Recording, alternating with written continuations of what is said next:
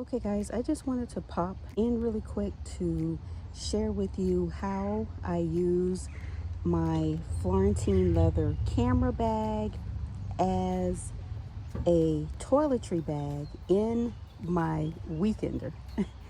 So basically, I unboxed this a couple of months ago and decided that I was not going to carry it as a crossbody and that I was thinking about using it as a catch-all. So very simply, I just take all of my toiletry items and I put them in a large Ziploc bag and I just stuff it in here. So as you can see, I have it packed very tightly. So here is all of my toiletry items, and it fits really easy back in here. There is no rhyme or reason.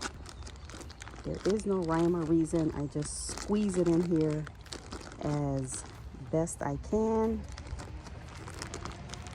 and squeeze it in here as best I can. And it's a little bit tough to do on camera, but you guys get the point. And your camera bag stays nice and clean. So guys, this is absolutely perfect as a toiletry bag when you're traveling.